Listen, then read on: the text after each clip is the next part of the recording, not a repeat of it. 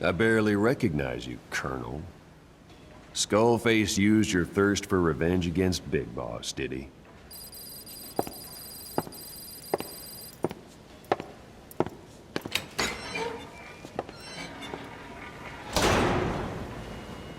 Boss, I've updated the mission list. We've received some new job offers. The details are on your iDroid.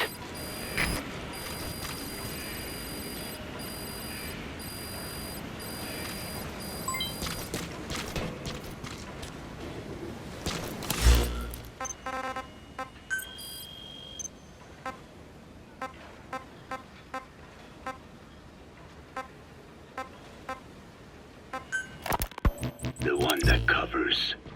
The parasite that lives on the surface of the Skull's bodies is what gives them their power. Similar to my children, who live in my skin. I'm modified parasites I isolated from the body of that old man, differentiating them with various abilities. One that can blend perfectly into its surroundings by exposing the pigments in its cells at will. Another that, by harboring multiple species of metallic archaea, can oxidize and reduce metal. Isolating the one that covers and transplanting it into an artificial medium should provide the same abilities as the Skulls, but they can only subsist within a human body.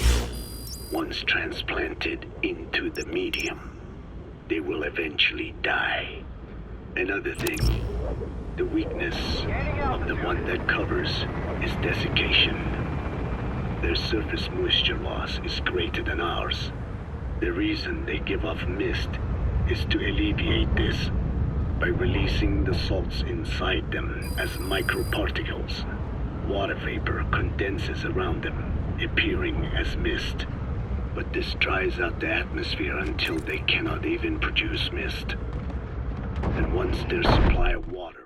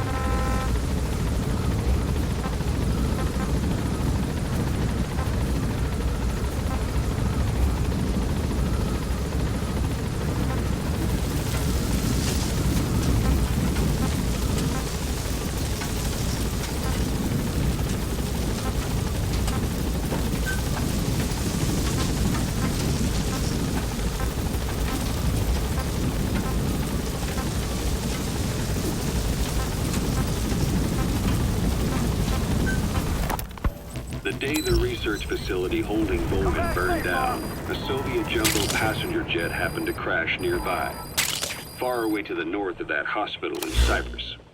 On board the plane was a young boy who was being studied at the same facility. The plane fell to Earth from over 8,000 feet, but the boy's body was the only one not recovered.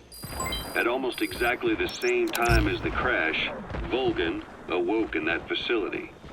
According to the Research Institute's documents, The gifts this boy demonstrated included psychokinesis and telepathy. To protect his mind from being inundated with other people's thoughts, he always wore a kind of gas mask. A rudimentary form of psychic insulation, apparently. We don't know where this boy is, but if Skullface is connected to him, we may cross paths with him yet.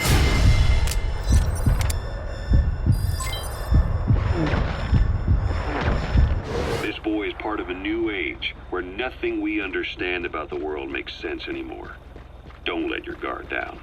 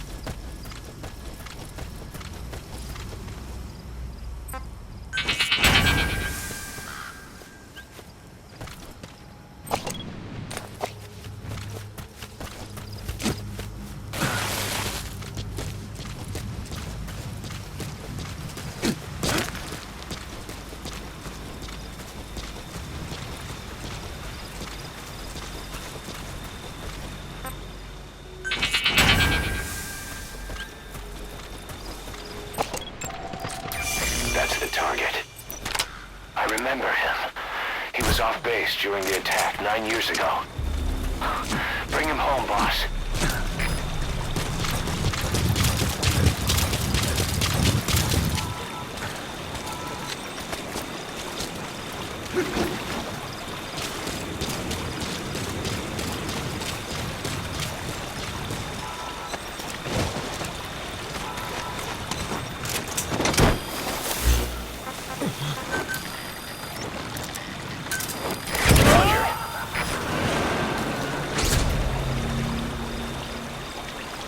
Subject on board. Leave the rest to us.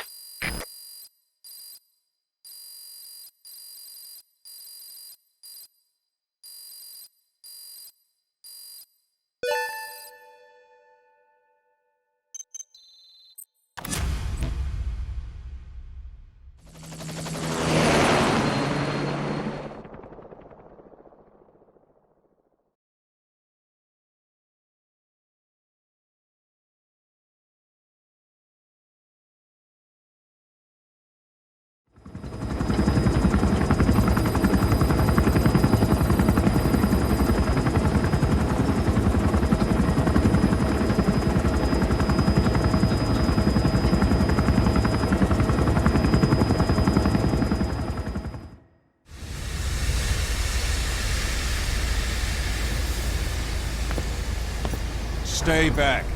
It's too dangerous. Hey. Back up, kid. I said no.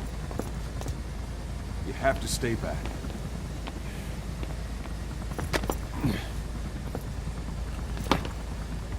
Some things can't be helped.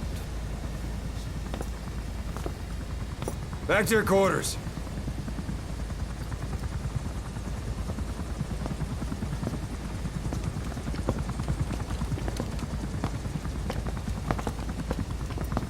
What's going on? Shabani. Mayaka 9 Kingoya. Shabani. It's down there? Hey, the tank at the bottom is filled with chlorine disinfectant. One whiff and you'll suffocate.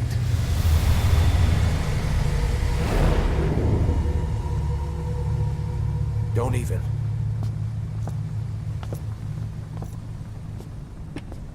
could you let it fall down there anyway?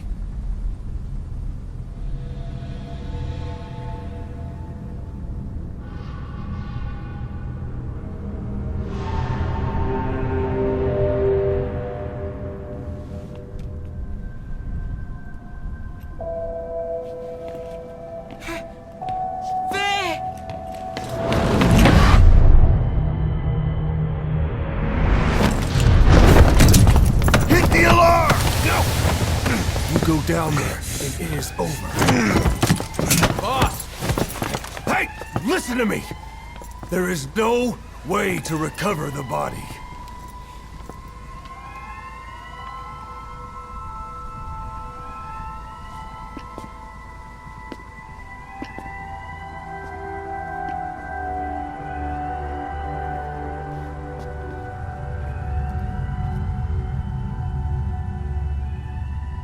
What kind of stunt was that? Trying to panic us?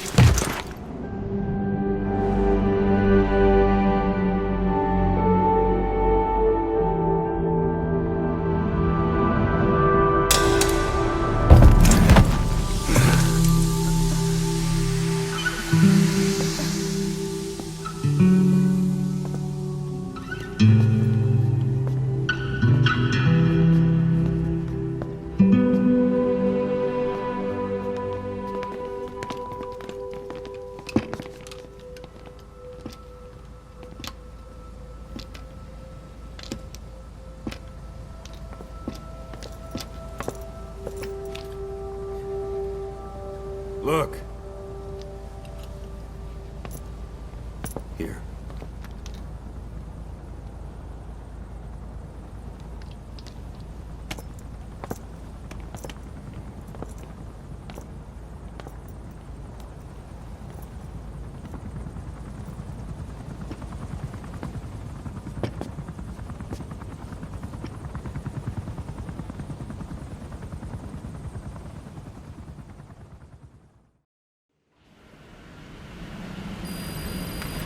Boss, about that AI pod you retrieved from Emmerich's research facility.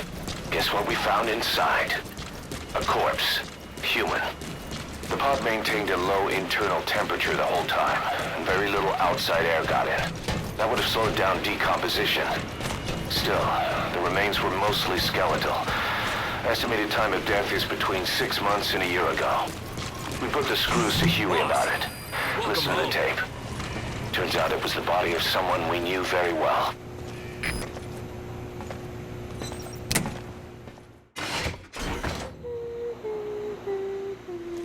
Oh, Snake!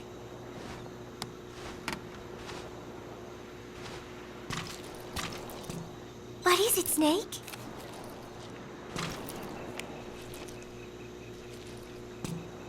Gallo Pinto! Amanda and I taught Cecile how to make it. She picked it up so fast. I was really surprised. I guess Parisians have cooking in the blood. Are Cecile and Amanda doing okay? I wonder why they haven't visited. I am so tired. I will just lie here a while.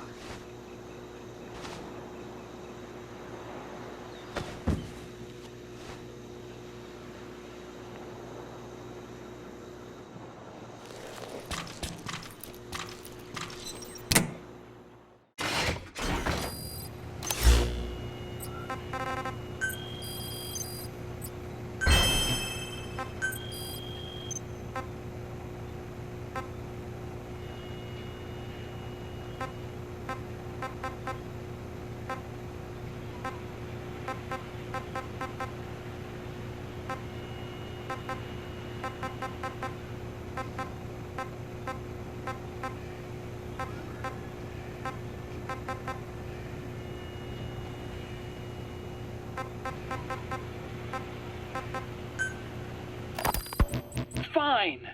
Yes, Strangelove was doing AI research in that lab. Why hide that until now? Why? Okay, so what? I wasn't working alone. You've got to understand. You do understand, right? I didn't want to drag her into this. It's my load to bear, alone. So you didn't create the AI intended to drive Sahelanthropus. It was Strangelove. Skullface was never Roger. in AI control. So naturally they argued. Strangelove, she got him angry and he killed her. How? You didn't see it? So you found her inside that pod after the fact. And you just left her body to rot in there. Or perhaps you put her in there afterward. I asked him not to take her away from me. So she was killed by Skullface, but you asked nicely, and he put her body in the AI pod for you. That's right. Pathetic. You know, we have another idea. That you killed her. Me? I couldn't kill her. You killed her and locked her body in the pod. I wouldn't. Don't treat me like one of you. I can't just kill anyone whenever I feel like it. I'm a normal human being. Oh, I see. So you just shut her inside and waited for her to die. I would never do that. What, you mean she killed herself? Yes. She climbed inside that pod and shut the door.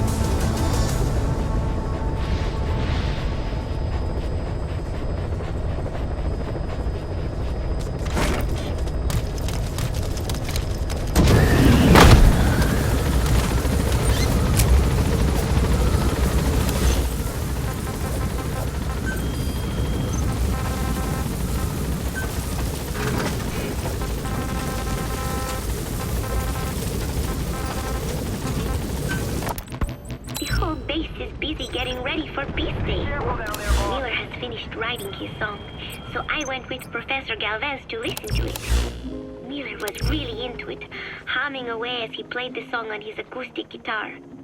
But the song melody did not match up with the guitar chords at all, and it sounded more like a mess than music. Miller's very enthusiastic, but I think he's tone deaf. I guess the guitar backing sounded good at least. But as I was wondering how to break it to Miller, Professor Galvez took out an odd instrument. It was just two antennas sticking out of a box, more like a radio than a musical instrument. He said it was invented by the Soviets, but why would Professor Galvez own a Soviet-Russian instrument? I asked him, and he told me music has no borders. Well, I cannot argue with that. Good music is something people of any nation can appreciate. Why not abandon war and just make music together? But anyway, the professor offered to try playing the melody on his instrument in time with Miller's guitar.